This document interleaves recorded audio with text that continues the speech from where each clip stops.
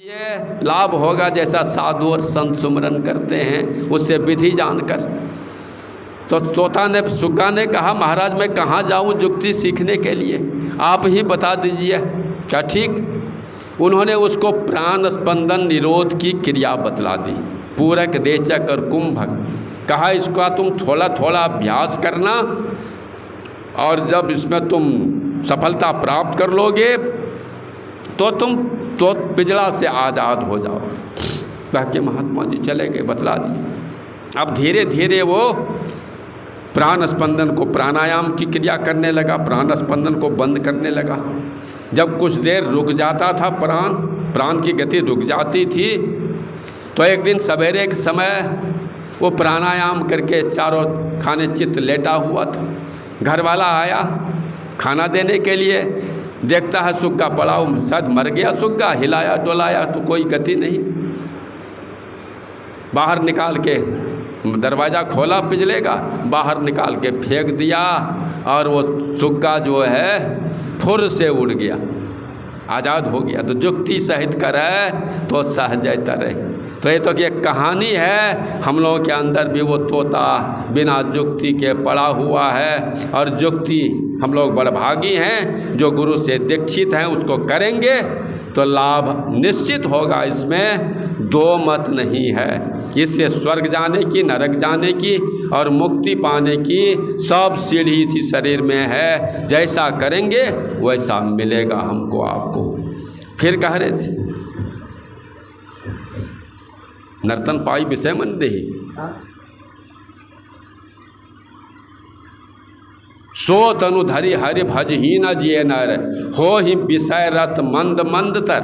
ऐसा शरीर पाकर जो ईश्वर का भजन नहीं करते हैं और विषय में रत रहते हैं, रूप रस गंध स्पर्श और शब्द, यही 5 विषय हैं और इसी को भोगने में वो रत रहते हैं, लगे रहते हैं। तो उसके लिए कहते हैं काकभुसुंडी जी कि कांच किरिच बदले सो ले ही, करते डारी परसमणि दे ही। वो पारसमणि हाथ से फेंक देते हैं, बदले में कांच का जो टुकड़ा है उसको भी चुन कर अपने पास रख लेते हैं। पारसमणि की क्या कीमत, कोई कीमत उसकी आंकने वाला नहीं है संसार में। अरे पारसमणि उसे कहते हैं जब लोहा को उसमें सटा दिया जाता है तो सोना हो जाता है। और एक पारसमणि कितना सोना बना पाएगा उसका हिसाब नहीं, तो उसकी कीमत नहीं। तो ऐसा पारसमणि फेंक देते हैं विषय भोग में लग के, और जो है उसकी पीछे दुर्गति होती रहती है। उसके बाद सुना दूसरा सवाल था कि सबसे बड़ा दुख क्या है और सबसे बड़ा सुख क्या है। तो जवाब देते हैं काकभुसुंडी जी, नहीं दारिद्र सम दुख जग माही, असंत मिलन सम सुख कछु नाही। दरिद्र का अर्थ हम लोग ले लेते हैं साधारण तक गरीब है, जो जिसके रहने के लिए घर नहीं है, शरीर पर कपड़ा नहीं है, पेट में अन्न नहीं है, वही गरीब है। लेकिन संतों के विचार में वो गरीब है लेकिन दरिद्र नहीं है। संतों के विचार में 3 तरह की दरिद्रता होती है। एक पहली दरिद्रता है ज्ञानहीनता, सांसारिक ज्ञान नहीं, अध्यात्म ज्ञान से जो हीन है वह दरिद्र है। एक बार की बात है, एक बाबू साहब इसी समय में नौका विहार करने के लिए निकले। जैसे घाट पर नाव रहती है, चले गए। कहा कि मैं नौका विहार करना चाहता हूँ, सैर करना चाहता हूँ नाव से, नौका विहार यही। कहा ये, बिठा लिया उसको। जब नाव खुली तो बाबू साहब पूछते हैं मल्लाह से, तुम कितना पढ़े लिखे हो? क्या बाबू साहब मैं पढ़ा लिखा कुछ नहीं, पढ़ा लिखा होता तो नाव चलाता।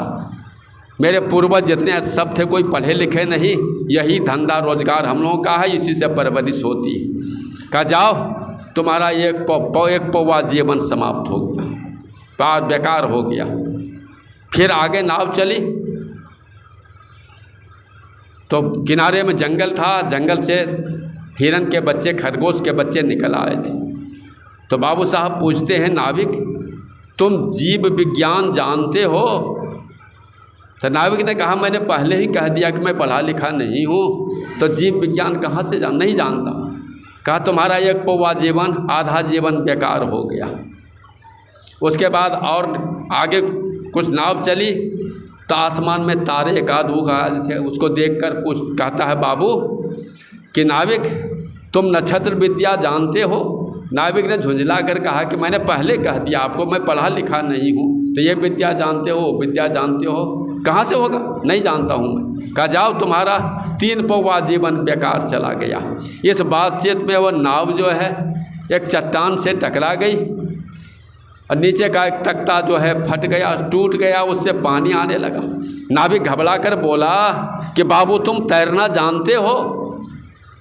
तो बाबू साहब ने कहा नहीं, मैं तैरना नहीं जानता। क्यों, क्या हुआ? का देख नहीं रहे आपसे बात करने में चट्टान से नाव टकरा गई, नीचे से पानी आ रहा है और पानी जब नाव डूबने लगी तो बाबू साहब तो तैरना जानते नहीं थे। नाविक खड़ा हुआ और कहा कि पौने जीवन नष्ट है मेरा, विविध ज्ञान बिनु जाने, अब पूरा जीवन साफ आपका बाबू, बिना तैरना जाने। वो कह के कूद गया, तैर के पार हो गया। बाबू उसी में डुबक डुबक कर मर गए। इसी पर हमारे संत कबीर साहब कहते हैं आत्मज्ञान के बिना न मानव भव सागर तर पाता, अब विविध ज्ञान संग्रही यहाँ पर पग पग है ठोकर खाता।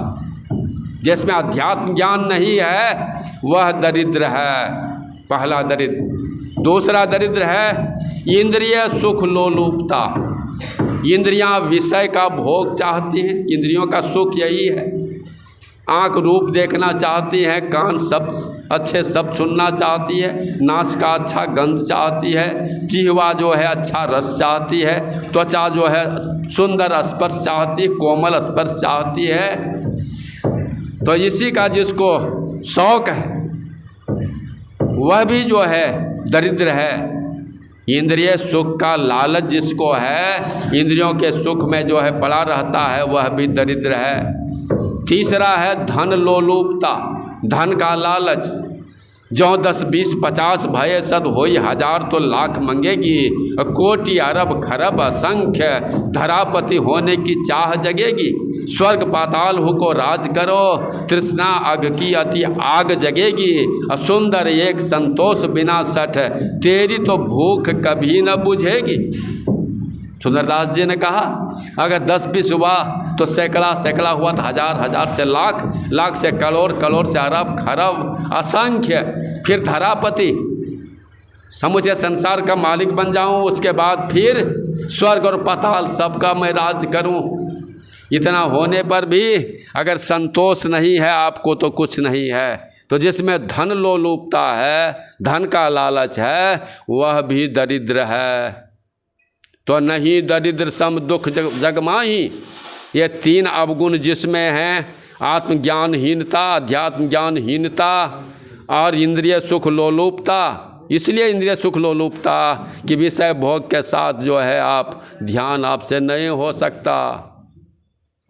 ध्यानं निर्विषयं मनः, जब मन निर्विषय हो जाए, विषय को ग्रहण नहीं करे तो ध्यान होगा आपका। तो इसलिए दरिद्रता है ये, और इसके समान दुख संसार में दूसरा नहीं है। संत मिलन सम सब सुख कछु नाही, ये नहीं कहा कि खूब भंडार हो जाए हीरे मोती का और उसके समान सुख नहीं, ये नहीं कहा। संत मिलन सम सुख कछु नाही, संतों के मिलने जैसा, संत समागम के समान दूसरा सुख नहीं है। उदाहरण कहता हूँ आप लोगों को, व्यासदेव जी का नाम सुना होगा, पराशर नंदन व्यासदेव जी, जिन्होंने, जिसका नाम था शुरू में कृष्ण द्वैपायन, द्वीप में पैदा हुए थे, काले रंग के थे, इसलिए उसका नाम हुआ कृष्ण द्वैपायन, पहला नाम था। उसके बाद जब उन्होंने वेद को 4 भागों में बांटा तो उसका नाम हुआ वेद व्यास जी। 18 पुराण की रचना उन्होंने ही की है, व्यासदेव जी नहीं। एक दिन जा रहे थे वो, जो संत हो जाते हैं कीड़े मकोड़े सबकी भाषा जानते हैं और बोलते भी उस भाषा में। जा रहे थे तो देखा कि एक कीड़ा जो है, छोटा कीड़ा, वो सड़क पर भाग रहा है बड़ी तेजी से। तो उसको देखकर व्यासदेव जी कहते हैं, अरे कीड़े तू क्यों भाग रहा है इतनी तेजी में? तो कीड़ा ने कहा, महाराज आप नहीं देख रहे, गाड़ी की लीक में जो है पीछे से गाड़ी रथ के तरह घड़घड़ाती हुई आ रही है, और कहीं मेरे ऊपर चली आई तो फिर 9-2 क्या हो जाएगा, राम नाम सत्य हो जाएगा। तो व्यासदेव जी कहते, अरे तू कीड़े के शरीर में है, तब मरने से इतना डरता है? कहा नहीं महाराज, मैं मरने से नहीं डरता, डरता इसलिए हूँ कि अभी इस कीड़े के रूप में हूँ, कहीं इससे भी अगर जो है निम्न कोटि के कीड़े के रूप में चला जाऊँ तब तो और असह्य दुख होगा, इसलिए मैं भाग रहा हूँ। तो व्यास जी ने कहा, करे कीड़े, अब तुमने मुझसे बातचीत भी कर ली है, मुझको मेरा दर्शन कर लिया है, मैंने भी तुझको देख लिया है, अब तुम जो है कीड़े के रूप में नहीं आओगे, मैं तुम्हारा उद्धार कर दूंगा। और वो सही में तब तक बैलगाड़ी आ गई और वो कीड़ा मर गया। तो 1-2 जन्म इधर उधर का लेकर, छोटे कुल में जन्म लेकर, उसके बाद तीसरा जन्म उसका ब्राह्मण कुल में हुआ। मैत्रेयी जी वही थे, मैत्रेयी उपनिषद उसी का बनाया हुआ है। ये संत की कृपा से होता है। जिसमें हम लोग पढ़ते हैं ना, उसकी पत्नी को लोग कहते थे कि तुम तो ब्राह्मण ही हो, तुम्हारा पति शूद्र है, वो ब्राह्मणोचित कर्म नहीं करता है। एक दिन जब रो के पत्नी ने कहा तो उन्होंने वही कहा था कि मृता मोहमयी माता जातो बोधमय सूता असूतक द्वय संप्राप्तो संध्या कथंग मुपासमय। मोहमयी अर्थात अज्ञानमयी माता मर गई, बोधमय पुत्र का, ज्ञानमय पुत्र का जन्म हुआ। इन 2 छूतकों के हो जाने पर, छूतका तो हम लोग कहते हैं ये गांव घर की भाषा में, अपभ्रंश भाषा है, लेकिन सूतक होता है। इन 2 सूतकों के हो जाने पर संध्या किस तरह करूं? हमारे यहाँ भी अगर कोई शुभ कर्म होना है, कोई मर गया तो होता है? नहीं होता, रुक जाता है कर्म। किसी का जन्म ही हो गया तो भी नहीं होता, रुक जाता है। अहृदाकाशे चिदादित्य सदा भास्ति भास्ति नाचा अस्तमेति नाचा उदेति संध्या कुथंग मुपासमहे। हृदय आकाश में चैतन्यमय सूर्य बराबर उगा रहता है, न कभी डूबता है न कभी उगता है, संध्या कैसे करूं?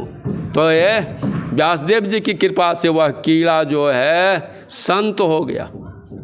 तो इसलिए कहा कि संत मिलन सम सुख कछु नाही। संतों के मिलने के समान दूसरा सुख कुछ नहीं है। टाइम 4:45 हो गया। उसके बाद फिर आज रविवार है, गुरु कीर्तन भी होगा और उसके बाद तब आरती होगी। इसलिए यहीं अपनी वाणी में विराम देता हूँ। कहने में त्रुटि हुई होगी, सब क्षमा करेंगे।